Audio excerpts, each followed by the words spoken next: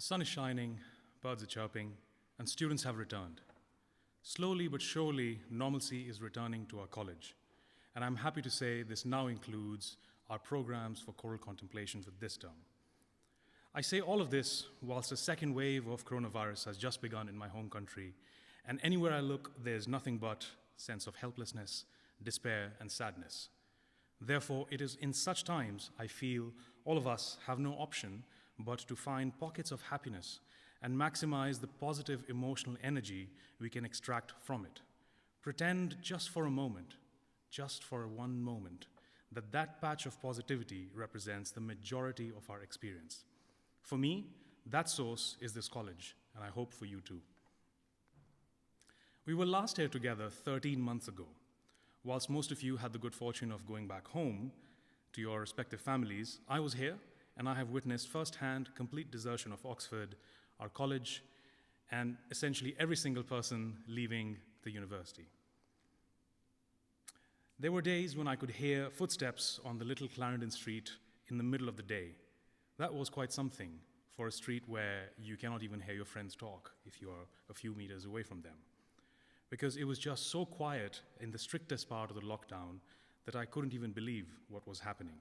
There was nobody on site except our porters, our wonderful housekeeping staff, and the few students who couldn't return. Therefore, I, and I hope you too, will not take this privilege of returning on site lightly.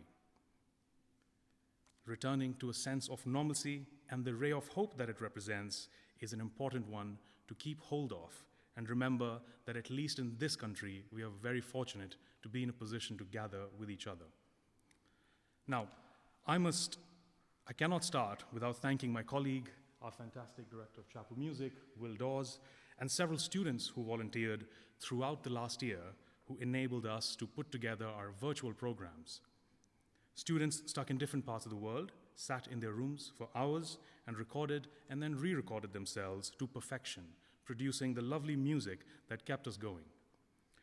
Obviously, I cannot name every single one who helped us put it together, but I'd like you to know that the college, Will, and myself greatly appreciate your efforts and contributions in very difficult times. Now, we have a wonderful program for you all today, filled with excellent music and reading. And I will share a few thoughts of my own on how we can achieve true harmony in these trying times.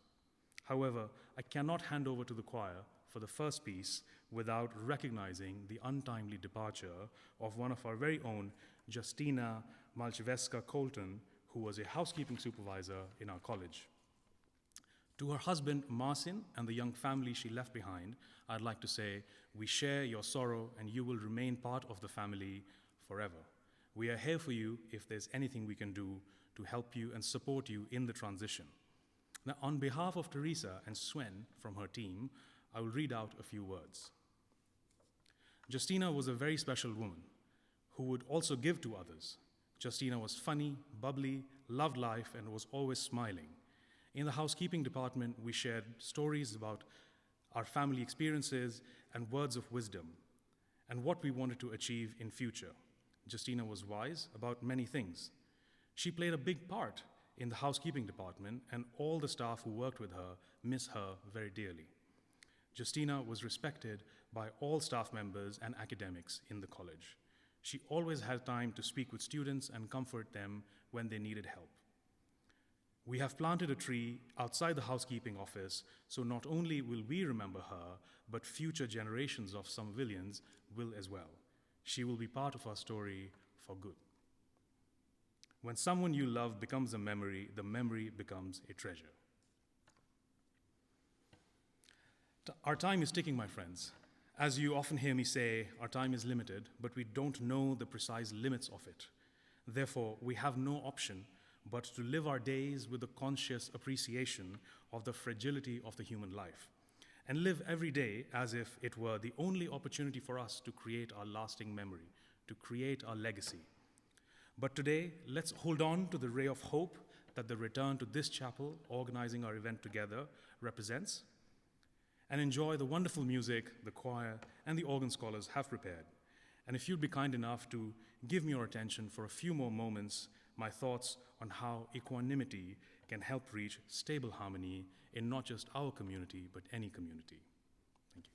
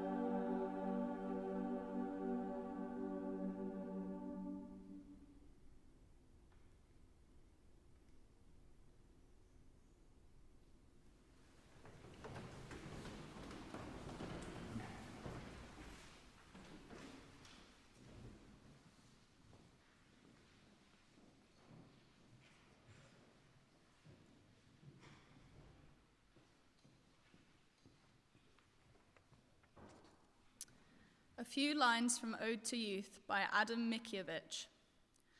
O youth, the ambrosia of life be thine, when I with friends do share the time so sweet, when youthful hearts at heavenly feasting meet, and golden threads around them all entwine. En masse, young friends, in happiness our ends, strong in unison, reasoned in rage. Move on, young friends, and happy he that perished in the strife, if for the others he'd prepared the stage of fame and honored life. En masse, young friends, though steep and icy be our path, though force and frailty guard the door, when force is used, with force respond and wrath, while young upon our frailty wage a war.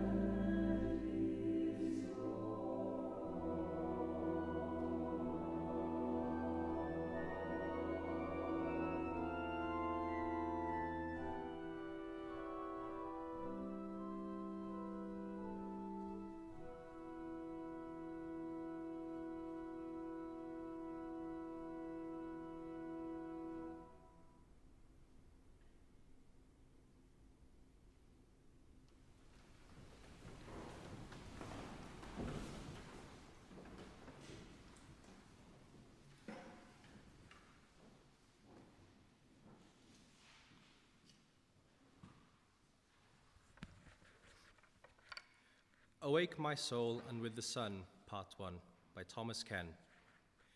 Awake my soul and with the sun, your daily stage of duty run. Shake off your sleep and joyful rise to make your morning sacrifice. Redeem your misspent time that's past and live this day as if your last. Improve your talent with due care, for God's great day yourself prepare. Let all your speaking be sincere, your conscience as the noonday clear. Think how all-seeing God surveys your secret thoughts and all your ways.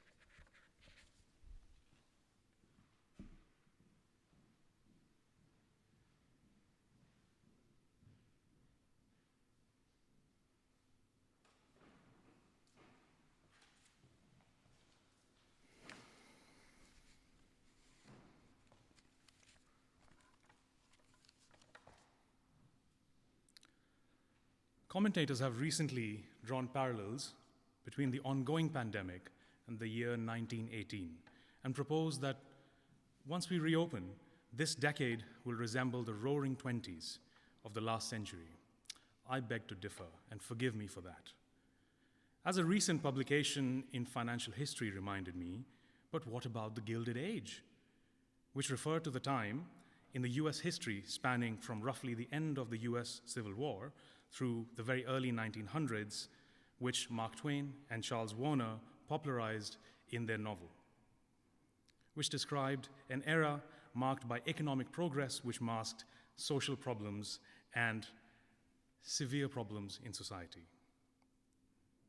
The adjective gilded means covered with a thin gold veneer on the outside, but not golden on the inside. It was a time when parts of the world experienced some of the fastest growth by economic measures, but those metrics obscured to some extent the social and the very real problems felt by the ordinary citizen. Not surprisingly, this was a period of non-uniform growth when titans like John D. Rockefeller came about. It was in this era that we had unprecedented technological innovation and economic growth that produced US railroads, the telegraph, stock tickers, etc. However, it was also in this era that we had the highest levels of manipulation, corruption, and monopolies. Now, I put it to you that it was this lack of uniformity in the so-called Gilded Age that contributed to the Great Depression and many more crises that followed afterwards. Therefore, a brisk march towards normalization, which has begun in our times, I cannot help but wonder, how is it that we can overcome the challenges faced back then? For me, we are already living in a Gilded Age, where most measures of financial and economic success point to great prosperity, but the reality on the ground is very different.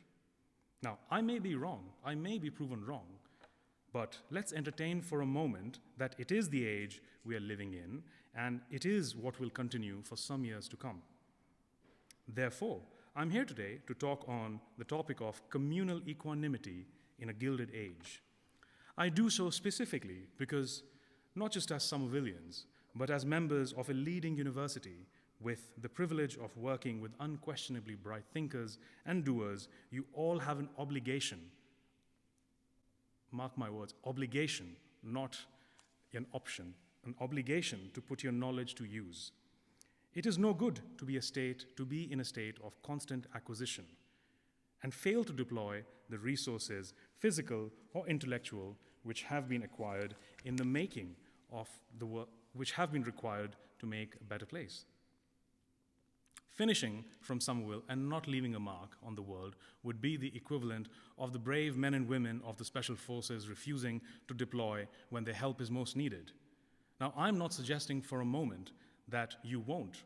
All I'm saying is, when faced with tasks and challenges, don't take the easy route. Do not take the easy route because if not you, then who? If not a Somervillian, an Oxonian, then who will solve the difficult problems of tomorrow, of today? By being members of this college, which has produced great leaders, scientists, and thinkers, we have taken a spot from someone else. We have borrowed a place from someone else. Now we must prove that we are truly worth of the position in which we are sitting. We are truly worthy of the transitory privilege of being at Somerville. Therefore, to aid in contemplation of reinforcing our personal draft to navigate either the current or the forthcoming Gilded Age, I will offer suggestions which broadly fall under three main categories. The first one, maintaining equanimity in disagreements. Now, it is clear, without a shadow of doubt, that we live in a world that isn't harmonious, or at least as harmonious as we would like. But is harmony everything? I suggest that whilst it ought to be our goal, singularly striving for harmony often quashes disagreement and dissent that makes way for disagreement, for improvement, which may not seem constructive at first sight, but it is that is essential for improvement. My heart disagrees with my mind, shortcutting my exercise plan, and sends an instruction to me to walk that extra mile, to run a bit faster, to bench press extra few kilos. Without that, where would we all be?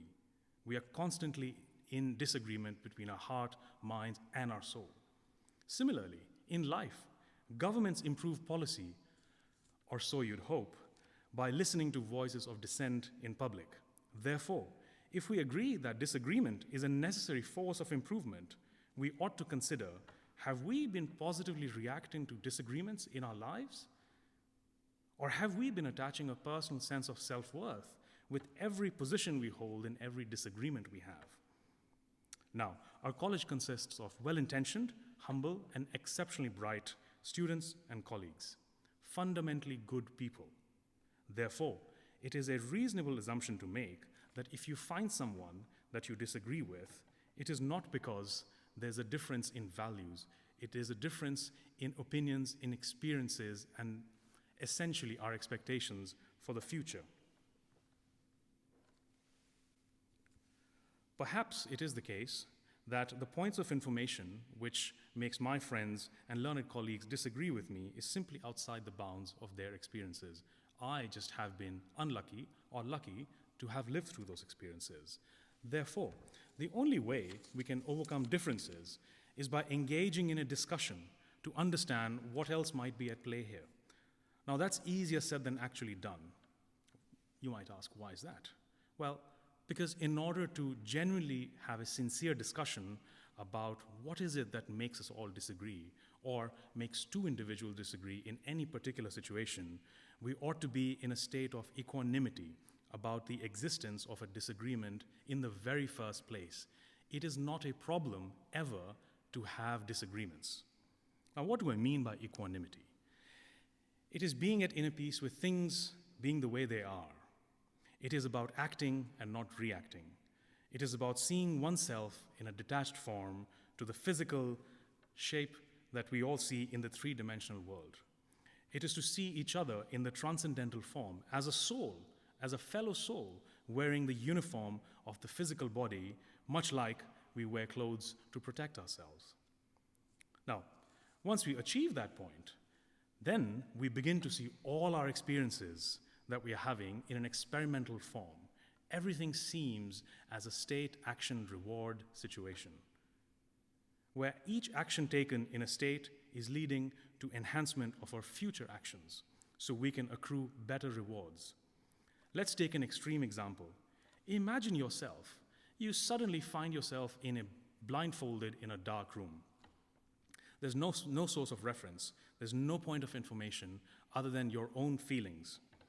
You have to move your body around the room to explore what is it that's around you to find that door to get out of that isolating place. It's easy to learn when walls are made of wood, brick, or cement, so because we won't actually die if we hit the walls and find the limits of how far we can go from our current position. However, imagine if it was an unusual room where every move hurts or every adverse move can be fatal. Then guess what? We'd stop exploring. We'd freeze. We'd find ourselves in a position where we do not want to take a single step in any direction. We'd be hesitant to do anything. We would come to accept that this darkness is what represents our future, and the hopeless space that we live in without company of others, fellow human beings, is what it's going to be like forever. The world in which we live today isn't that different. Our opinions are based off of our lived experiences, which may entirely be at odds with others with whom we share similar values. If we begin punishing each other for having entertained a thought that we disagree with, then we're just paving the path for discouraging others to explore not only their mental space, but continually improving themselves. We simply cannot close the door on disagreements, and it is my sincere hope that anyone listening to me would not judge the character or values of a person on the basis of their current opinion. Because time is transient. By the moment that I have uttered the word now, it is no longer now. I've said it, and it is already in the past.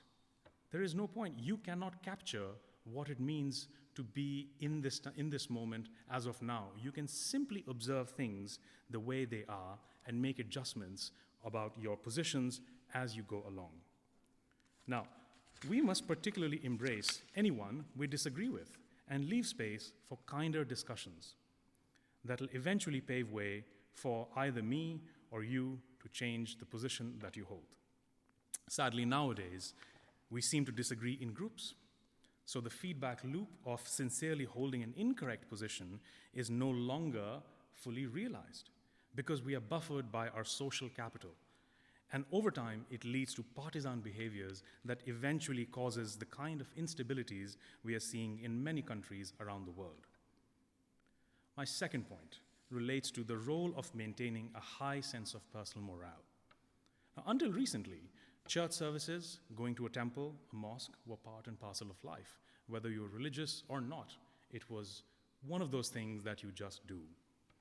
However, with continuing heterogenization of viewpoints, it appears that primarily the younger ones amongst us, and by that I don't mean the ones here in the chapel, really anyone who is a thinker has started to see religion, spirituality, and pretty much anything to do with the great unknown as superstition or stuff for the unscientific ones. Now let me ask you this. Can you run a scientific experiment on data or physical subjects which you do not have access to?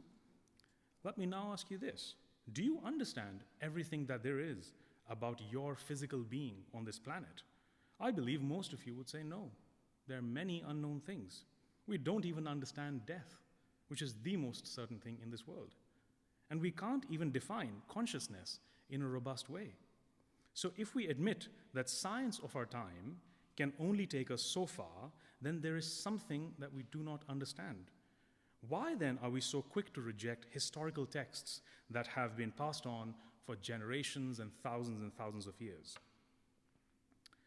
Now, I know that some people reject it because they find inconsistencies within the text, within the same text.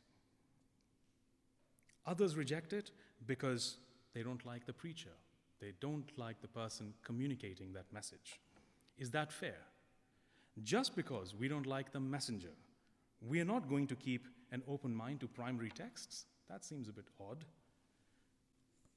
Well, if we are going to start discarding models by simply inconsistencies or who's using those models, then we're not going to be left with any model at all in the world. We operate in a world of imperfect models.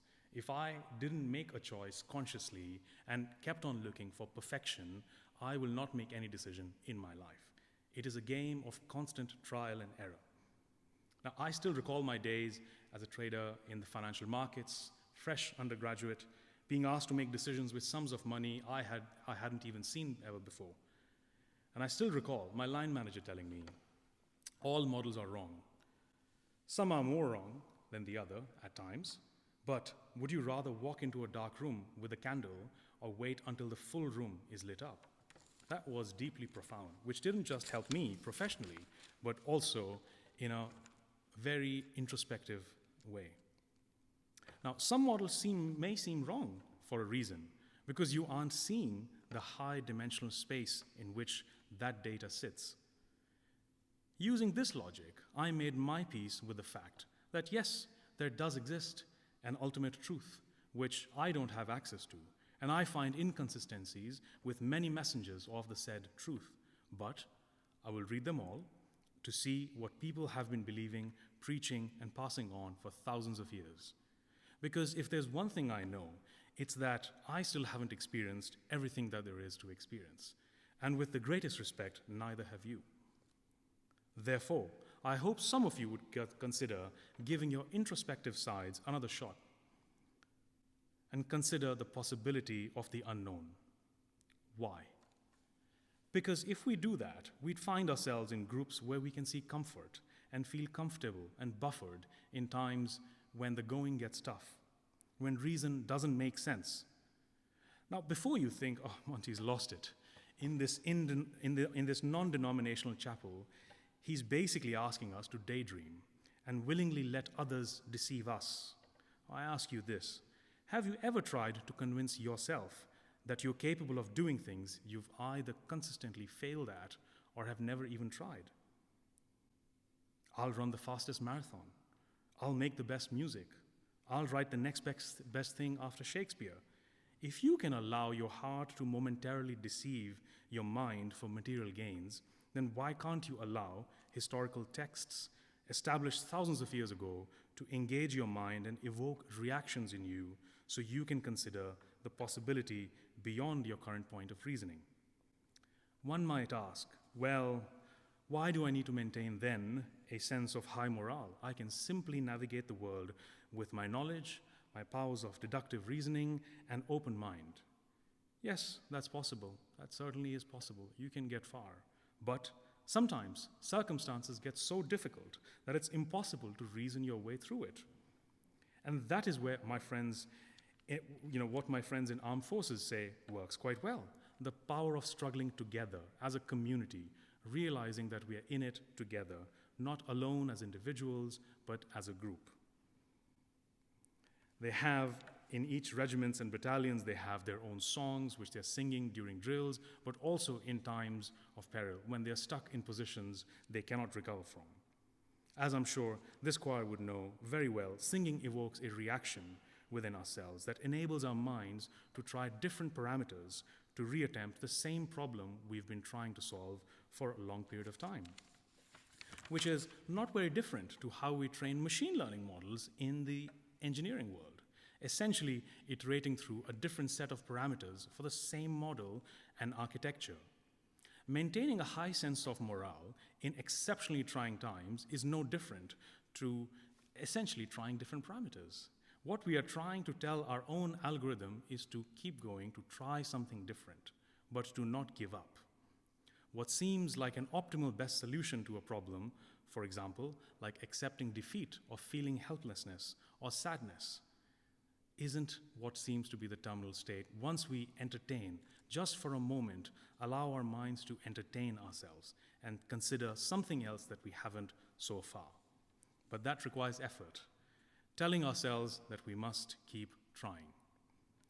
Now, my third and final point relates to appreciating the positive transactional nature of the world we live in. We are all connected, but oftentimes we are easily bogged down with our day-to-day activities to the point where we forget to look at the big picture. We start by maximizing our individual rewards and forget to see the transactions, positive transactions, taking place between us and the nature. Mother Nature is a great giver. She absorbs the pollution we create in faith that if her children are polluting, then surely they'd have made a conscious decision to borrow the carbon budget for something that was urgent. Perhaps it was someone who needed urgent transportation to a hospital, which justified driving a heavy vehicle. But have we? When we decide to take a taxi to the railway station instead of walking, do we make such conscious decisions? Have we consciously thought about how the greatest creditor of all, Mother Nature, would be expecting us to make the decision wisely? How about our eating habits? Why have you considered, do you have to necessarily eat meat? Many friends and colleagues have asked me, are you a vegetarian because you're religious? In addition to various arguments about animal cruelty, etc., my answer is primarily around the belief that I don't consider myself worthy enough to extract that much debt from nature on a daily basis. That flesh from another living organism to sustain myself in my individual, selfish pursuit of happiness. On days when we are having a rest, have you ever questioned, do I really need to consume this? I'm probably just going to have a good time for the rest of the day and not be very productive. Can I not survive on something that minimizes my individual debt to nature? Friends, please don't misunderstand me. I'm not trying to have you change your habits. I'm simply offering you an alternative viewpoint that allows you to think about your relationship with the biggest community we're all a part of, nature. And I trust that you'd give my suggestions for a more equanimous society a fair consideration. Now, one of the most profound realizations I had during the lockdown, which is related to the concept of community, was just how wrong I was in my personal position of a zero-tolerance policy for criminals and troublemakers. Many of you haven't experienced what I experienced in a strict, windowless institutional quarantine in China, and if you haven't left the UK in this pandemic, you'd think, you have it quite tough here. Everything is very hard. This is impossible to live through. If this is how it feels when governments mandate us to stay either in a hotel or our own accommodations where all our comforts are taken care of, then I can't even begin to imagine what it feels like for fellow humans to have their freedoms taken away for good, for the rest of their lives.